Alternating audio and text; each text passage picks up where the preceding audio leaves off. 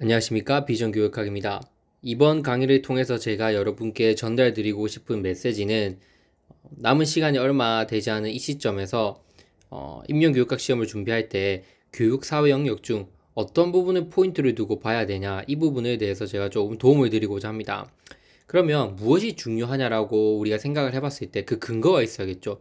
저는 그 근거를 세 가지로 들어서 여러분께 전달하고 싶습니다. 첫 번째는 2015 개정 교육과정, 두 번째는 지금 추진 과정 중에 있는 2022 개정 교육과정, 그리고 세 번째는 교육사회라고 하는 이 영역 자체가 가지고 있는 내용적인 특성, 즉, 이 이론이 가지고 있는 특성에서 중요한 부분이 있겠죠. 이 세 가지를 우리가 종합해봐서, 이 부분은 꼭 보고 가야겠다라고 하는 부분이 있을 겁니다. 그 부분을 저와 함께 보고 한번 넘어가 보도록 하겠습니다. 물론 이 부분 안에는 주관적인 저의 생각이 들어있기 때문에 여러분들이 어디까지나 보시면서 그럴 수도 있겠다, 이런 관점에서 봐주시면 좋을 것 같습니다.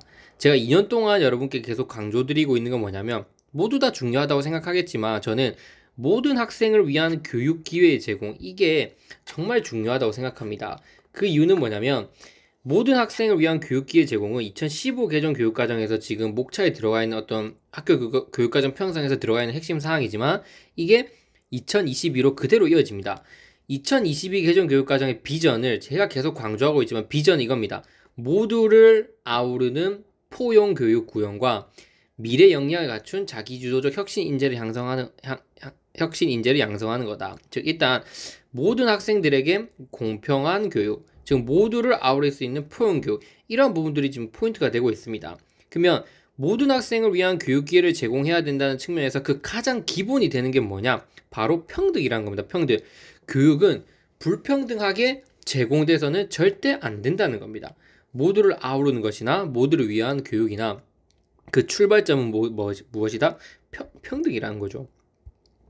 여기서 검은색 글자, 파란색 글자는 2015 개정 교육과정에 대한 해설이고, 빨간색 부분은 제 생각을 넣은 겁니다. 여기 보시면 아시겠지만, 우리나라 초중등 학교에서는 교과는 남녀 구분 없이 모두 공통으로 이수해야 된다. 이게 뭐죠?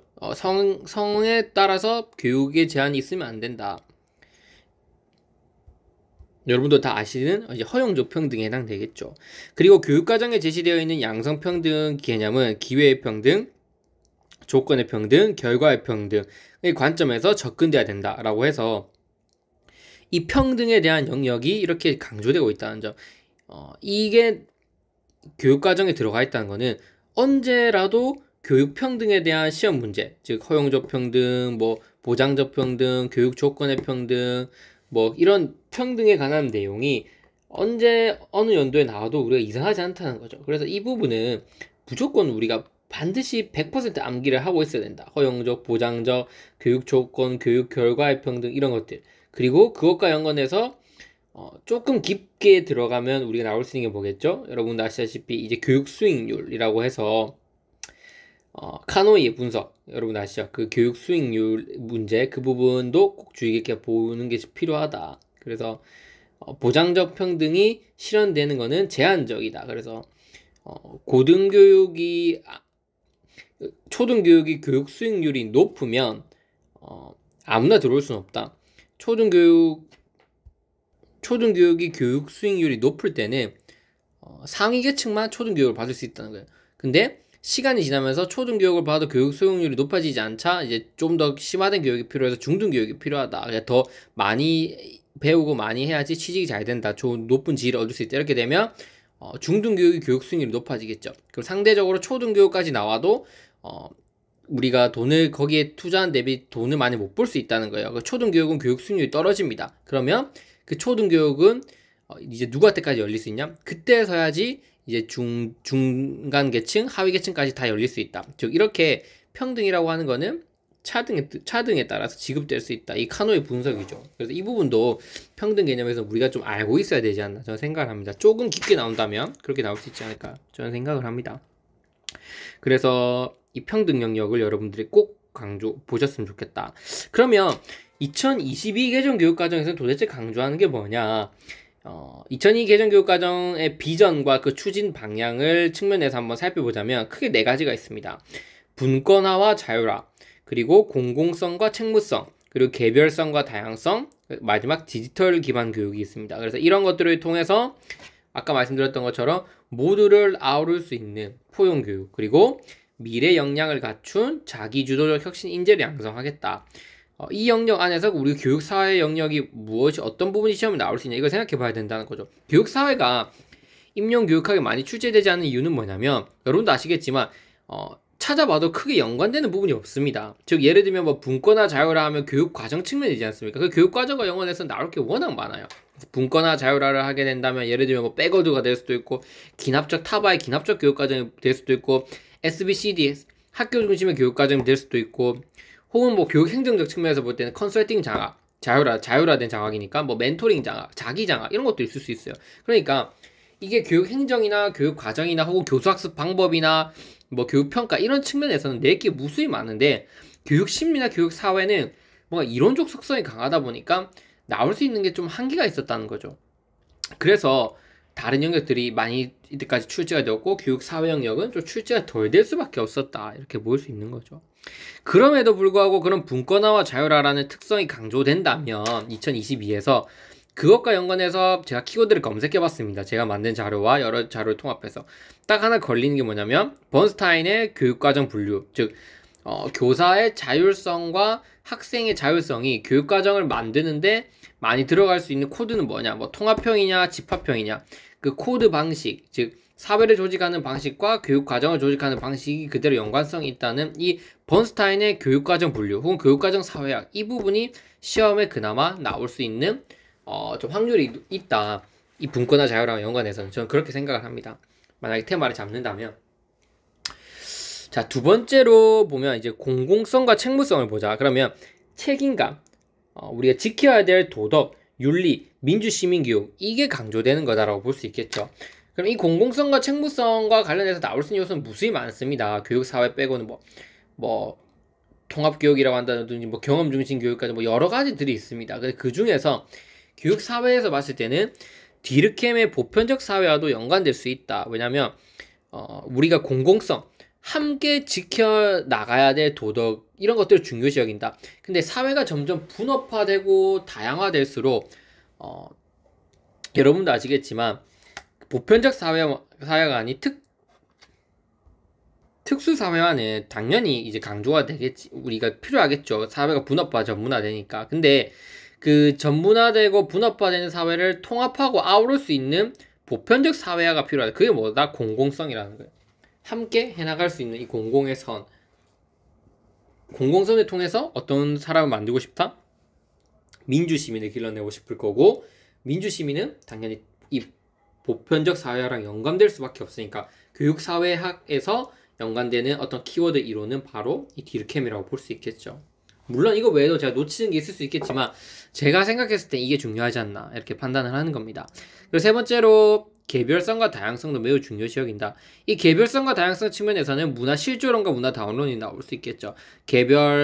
개개인의 어떤 계층, 뭐 혹은 인종, 다양한 어떤 문화, 이런 것들 측면을 존중해 줄 거냐, 그 존중할 때 중심이 되는 이론이 있고, 그게 실조된 그 문화나 언어를 습득하지 못한 걸로 볼 것이냐, 아니면 소수의 어떤 계층이나 문화도 그 주된 것과 동일한 것으로 보고 그것을 이제 교육과정 편성할 때 다 넣을 거냐, 이게 중요하겠죠. 그래서 실조론과 다원론, 이것이 나올 수 있고, 그 다음에 다양성을 존중해 주려면 우리가 이제 다양한 문화와 다양한 계층이 존재하는 이 다문화 교육도 매우 중요시하게 된다. 그리고 개별성을 강조한다는 것은 평생교육 관점도 중요하게 들어갈 수 있는 키워드가 된다. 그러니까 이제 평생교육의 핵심이 자기 주도성입니다. 그러니까 내가 원하는 상황, 내가 원하는 욕구에 의해서 교육이 실현될 수 있는 거고, 이제 학교를 졸업했을 때는 그 과정 안에서도 우리가 이 100세 시대에서 학교 교육, 고등학교 교육만을 끝내는 것으로 이게 절대로 불가능하다. 100살까지 살면 계속 평생 교육이 지속되어야 되는데 그 과정에서 중요시 될 수 있는 키워드들이 무엇이 있냐, 이런 것들이 시험에 나올 수 있다는 거죠. 그래서 평생 교육과 관련된 키워드들은 여러분들이 다 공부를 해 놓으셔야 됩니다. 이거를 제가 새로 교육사회학 자료를 수집하면서 다 첨부해 놓았습니다. 그래서 평생교육과 연관해서는 여러분도 아시다시피 뭐 학점은행제라고 한다든지, 혹은 학습계좌제, 혹은 전문인력 은행제, 혹은 학습 휴가제, 이런 요소들이 우리가 중요할 수밖에 없다라고 보는 거죠. 그리고 마지막으로 이런 자기주도적 학습이라고 한다든지, 아니면 뭐 방금 말씀드렸던 것처럼 혁신 인재, 혁신적인 인재를 만들어내기 위해서는 디지털 교육이 필수다라고 볼 수 있죠. 그럼 디지털 기반의 교육도 컴퓨터를 갖추지 못한 경우가 있을 수 있다. 그럼 이거는 어떤 학교는 좋은 컴퓨터 시설이나 좋은 이제 이 원격 수업을 할 수 있는 시설을 갖춘 곳이 있고, 어떤 곳은 그렇지 못한 곳이 있다. 그럼 이거는 어떤 평등에 위배된다? 교육 조건 평등에 위배된다. 뭐 이런 식으로 우리가 출제될 가능성이 있다고 보는 거죠. 그래서 이 두 가지 측면에서는 이런 요소들이 나올 수 있다. 그러면 도대체 이론적 측면에서는 교육 사회에서 뭐가 중요하나? 여기 가부터 다양한 요소들이 있겠지만 제일 중요한 거는 평등이라고 그랬죠. 평등과 관련해서 불평등도 중요하다. 그러면 교육을 했을 때 아이들을 평등하게 교육하게 하는 것도 중요하고, 첫 번째 그게 교육의 평등관이겠죠. 그리고 교육이 그렇다면 교육이 사회의 평등에 기여를 하냐, 기여하지 못하냐, 이 부분도 중요하겠죠. 그래서 기여하지 못한다고 생각하면 교육을 부정적으로 보는 입장이라서 시험에 나올 수 있는 확률이 적다라고 이렇게 말하는 강사분들도 있었습니다. 그럼 교육을 부정적으로 보는 것이 아니냐? 그럼 그런 것들이 시험에 낼 수 없다라고 하지만 타산지석으로 나올 수 있는 거죠. 그래서 교육이 꼭 좋은 측면도 있지만 어떻게 보면 계층을 더 고착화시키는 어떤 그런 문제점이 있을 수 있다. 그걸 알아야 되겠죠. 그걸 알아야지 그렇게 되지 않으려고 우리 교사가 그런 것들을 노력할 수 있다. 그래서 불평등 재생산 이동도 중요하다. 한마디로 교육 사회에서는 교육과 평등, 이 부분이 중요하다는 거죠.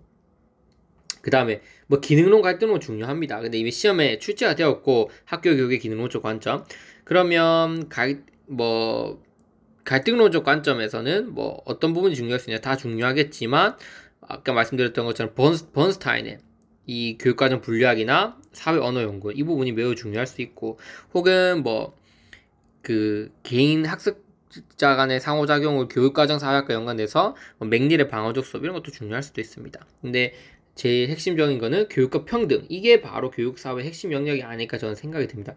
이 교육사회가 가지고 있는 그 내용적인 측면에서 중요성을 본다면 이 부분을 볼 수 있겠죠.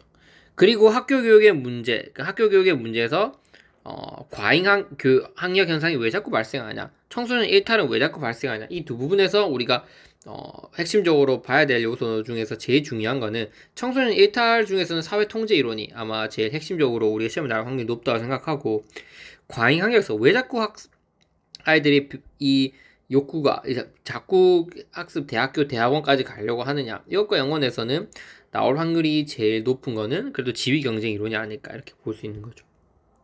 그 나머지 다문화 교육, 평생 교육, 이거 중요하다고 앞에서 말씀드렸죠. 그래서 결국 종합해 보자면 교육과 평등, 이게 제일 중요할 거. 시간이 없으시면 이거는 반드시 보고 들어가셔야 된다. 그리고 맥닐의 방어적 수업과 번스타인 보셔야 되고, 그 다음에 과잉 학력 형상 중에서는 지위 경쟁 이론, 그리고 청소년 일탈에서는 사회 통제 이론 중요하고, 다문화 교육과 평생 교육도 중요하다. 물론 교육 사회 영역은 범위가 그렇게 넓지 않기 때문에 모든 영역이 다 중요합니다. 그래서 굳이 뽑으라고 한다면 이런 것들을 뽑은 거지만, 여러분들 가장 큰 핵심은 얕게 보더라도 한 줄이라도 쓸 수 있도록 그 내용에 대해서 기본적인 이해는 하고 있으셔야 됩니다. 그래서 이해를 하게 되면 암기를 하지 않아도 머릿속에 좀 떠오를 수가 있거든요. 그래서 기본 개념들은 반드시 이해하고 최소한의 한 줄 정도는 암기가 필요하다, 이렇게 요약할 수 있겠습니다.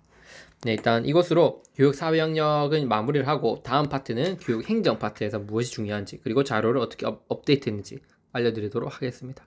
감사합니다.